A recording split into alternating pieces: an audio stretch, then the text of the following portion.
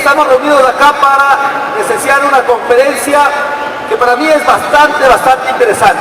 Le llaman el fantasma de los cables, le llaman el cóndor. Con ustedes, déjenme darles un dato adicional sobre esta persona que vamos a hablar. Vamos a ver un video en primera instancia. Les va a hablar sobre algo que va más allá del hackeo. Este expositor, para ustedes ya no es un secreto, Mitnick, tiene que ver con cómo pasamos de hackeo hacia ser profesionales de seguridad informática, seguridad de datos. Se ha confundido muchas veces aquello del hackeo ético o la búsqueda de datos con ilegalidades. Pues déjenme decirle que uno de los más buscados por el FBI durante la década de los 80 y los 90, esta persona fue perseguida por la justicia y ahora mismo es uno de los consultores más apreciados por sus conocimientos en seguridad informática. Sin más, quiero decirles que esta persona está trabajando con nosotros aquí en el Ecuador, ha dado consultorías para el Consejo Nacional Electoral y próximamente estaremos dando algunas sorpresas en el entorno de este campus permanente que es Yacha y Ciudad del Conocimiento. Sin más, vamos con el video y luego con Mitnick. ¡Bravo!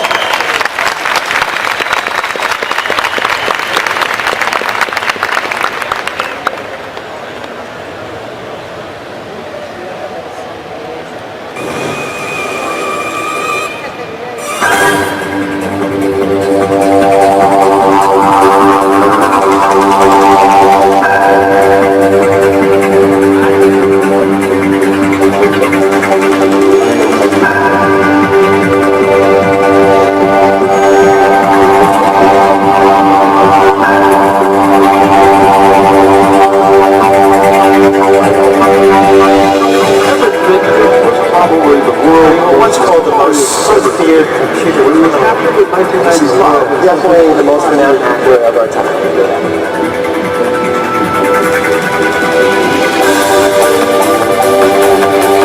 Systematically attacking the computers of some of the world's largest cellular telephone manufacturers. He was able to elude us by virtue of knowing the telephone and the computer systems well enough. He was arrested and subsequently sentenced to federal prison time.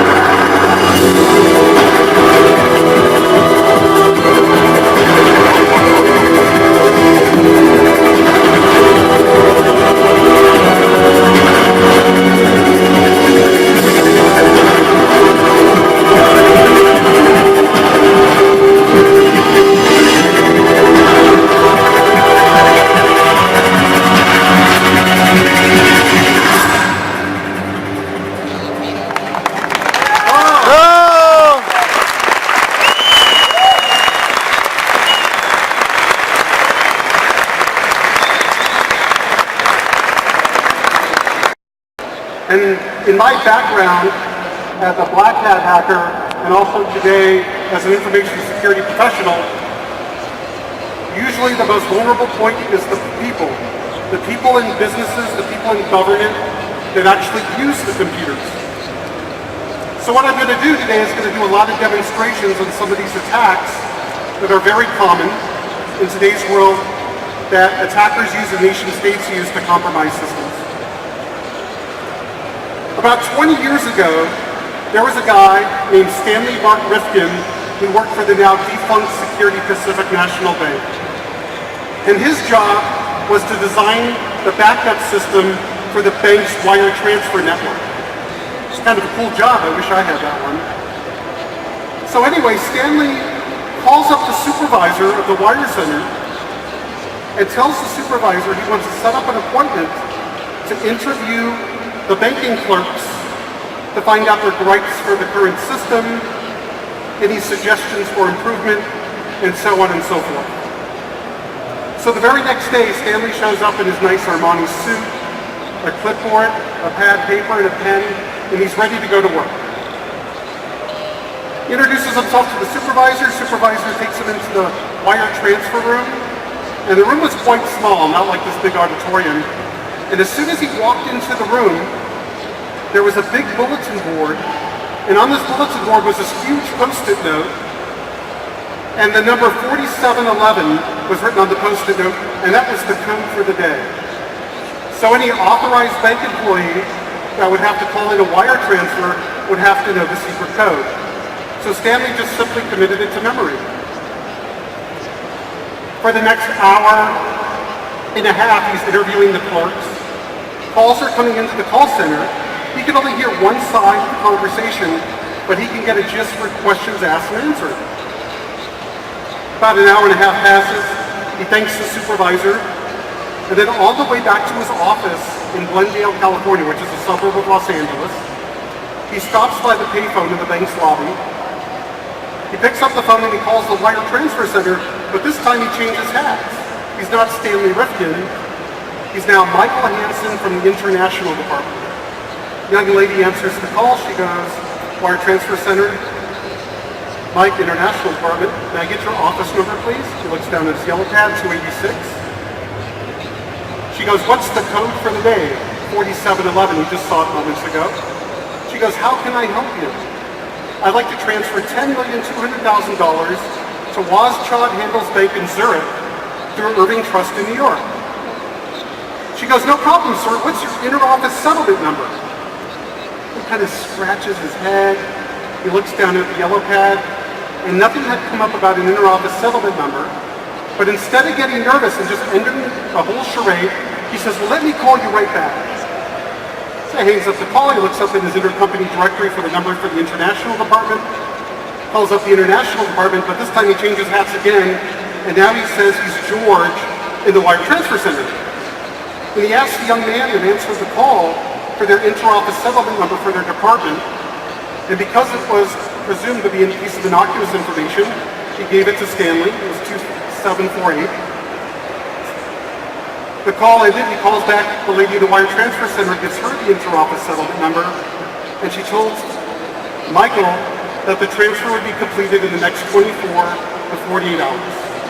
So as soon as he hung up the phone, in 24 to 48 hours, $10 million going to Switzerland. So now Stanley's thinking, how can he take all this money that's being transferred to Zurich and bring it back into the States? Well, he decides he's not going to use Federal Express because to put down a declared value of $10 million is a little bit suspicious.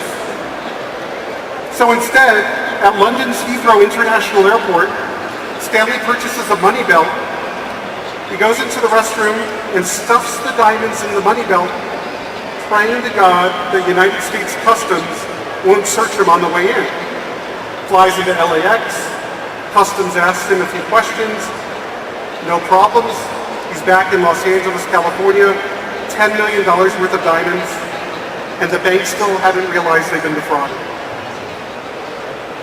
Then Stanley calls his lawyer, a guy named Gary Goodguy, invites him to lunch at the Beverly Hills Hotel, and over lunch, Stanley tells his attorney that he wants to dissolve his consulting business because he no longer needs to work because he's a wealthy man.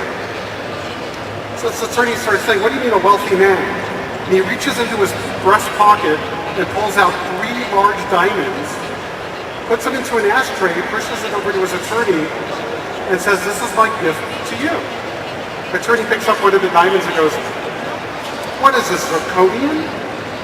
And then you know that mischievous grin you get on your face when you do something sneaky and you just have to tell one of your buddies?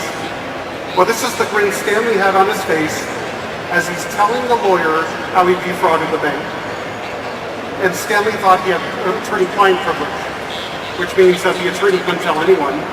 But later on that afternoon, the attorney went straight to the FBI and told them the entire story. The FBI calls the bank. The bank had no ongoing investigation, but they'd look into it immediately. It didn't take them long to figure out they were ripped off. And then, when Stanley found out they knew, Stanley became a fugitive. Been there, done that, it's not fun. But he wasn't a smart fugitive. He hid out at a friend's house in San Diego, California, and one early morning, 6 a.m., there was pounding on the front door. 2 FBI agents. When he answers the door, one of the agents asked him, "Is Stanley Mark Rifkin here?" "I haven't seen him in years. Is something wrong?" Then the other agent told this guy the federal civil and criminal penalties for harboring a federal fugitive. And then he goes, "Oh, Stanley's inside. Come on in." Well, they found Stanley hiding in the back room, but more importantly, they found the diamonds. And fortunately for the bank, the diamonds went up in value, so they actually made a profit. Stanley, of course, was arrested. He was let out on bail. And then when he was out on bail, an undercover FBI operative befriended Stanley, and they both conspired to do the same fraud against another financial institution. So Stanley was arrested twice for the same crime, was sentenced to 8 years in federal prison, and he got out in 3 because of good behavior. So why is this story that's 20 years old relevant today? Because Stanley used the same skills and techniques that attackers, hackers, and identity thieves use, what I like to call social engineering.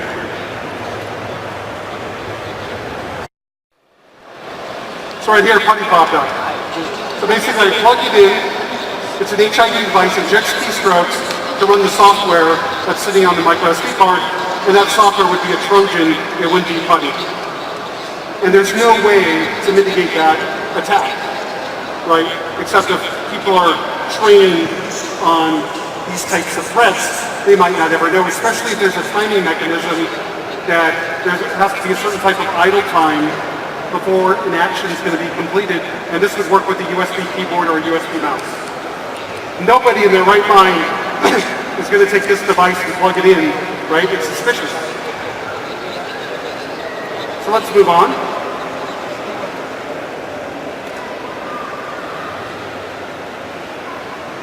So when we're talking about malware, we're talking about... We tried to do this with an Ecuadorian bank, and the problem is I haven't learned Spanish yet, so I figured I'll just do this with, and most of you aren't wearing headsets, so let's just do this with Chase Bank, which is a huge bank in the States. Unless we could do this with an Ecuadorian bank if somebody would allow me to use their credit card. Does anyone want to volunteer their credit card? I don't understand why. Okay, so I'll use mine. So let's go ahead and call the bank and watch the screen. And turn up the volume on this, please, so people can hear.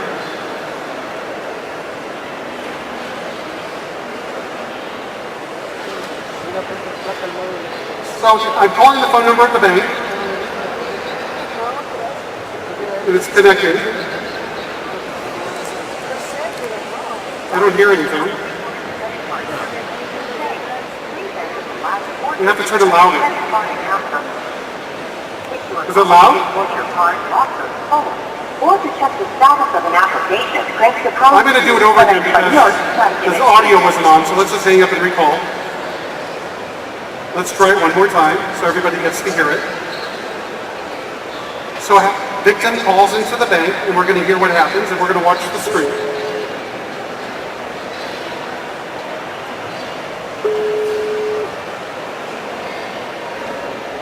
I hear ringing. Try to turn it up as loud as possible. Rapid Rewards credit card services from Chase. Please enter your full 16-digit credit card account number. I'm just going to put something false in. If you are calling to report your card, if you are calling to the I just put in 1 through 0. The option you selected is not available.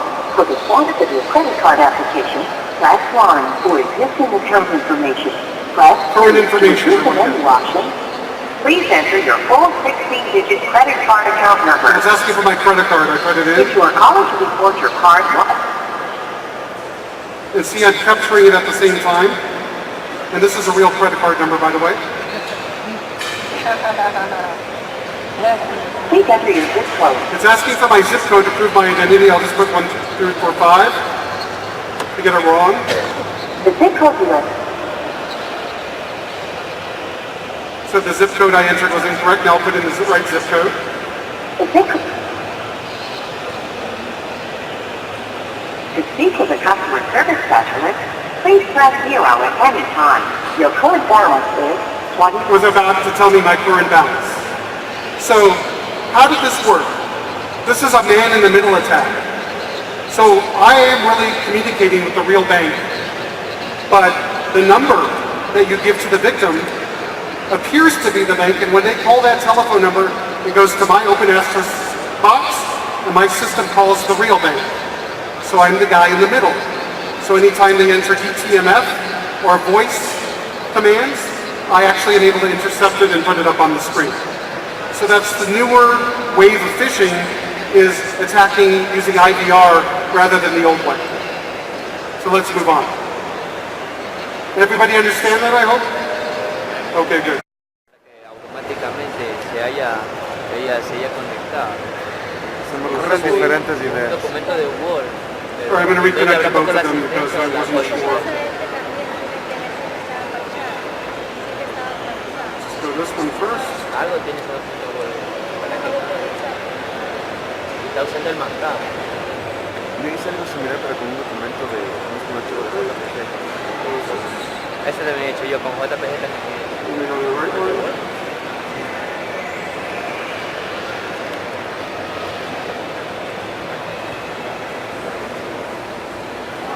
Sorry, I had to re-log in. Why that happened is the connection, the internet connection somehow dropped, and now I have to re-authenticate. All right, so let me make this bigger for you. 160.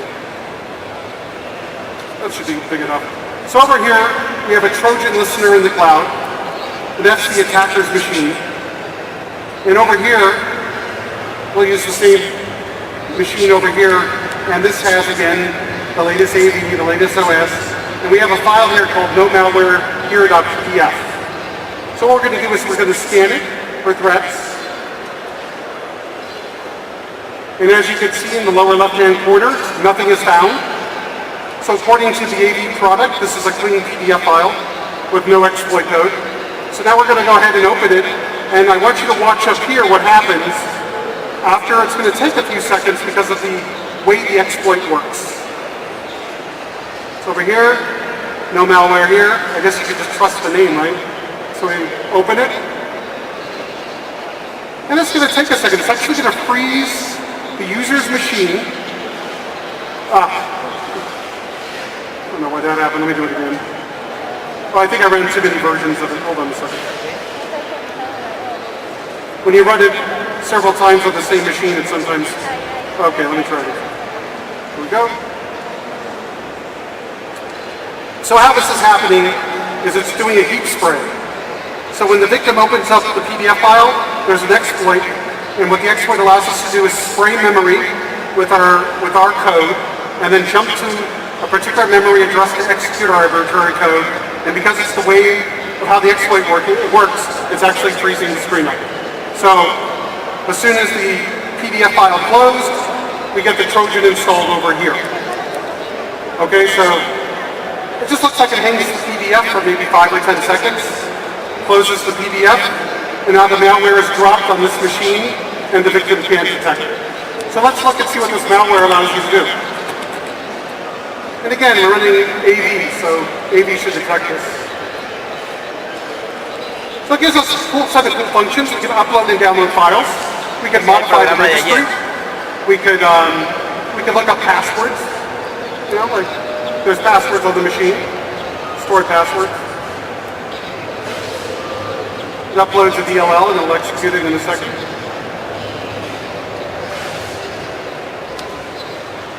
Be patient. So here's one for username VPN, password VP rocks, right? But one of the coolest stuff is the spy functions. So you can pretend to be the NSA, right? So my favorite is webcam. See if I can put this up. Hold on a second. Because I made this so big for you to see, I'll have to reduce the size. Then we're going to start the webcam. Then on the victim machine, the person that's doing the work, you capture the webcam so you can actually spy on that particular individual. You can do this with the webcam, you can actually capture their audio so their computer is now a wiretap. Now let me give you a clue. It's a real bad idea when I'm doing my demos to go to the same sites and run the stuff I run. And I told these guys in Moscow, Russia, not to do this last week, but of course several people did it anyway. So let me show you what happens when you run my malware and it installs our code. So now, I told them not to do it, and they still do it anyway. Hold on a second. I took a screenshot. Where is it? Oh. I think it's in my screenshots file. Hold on a second. I had it on my desktop, but I must have misplaced it. There we go. So there's the kid that decided, oh, I'm going to click on what Kevin shows me in the audience. So now I have his picture. But I installed it, I was nice. But let's go on. So again, if you want my presentation, it's available on Word and PDF. So let me go through, what is that doing?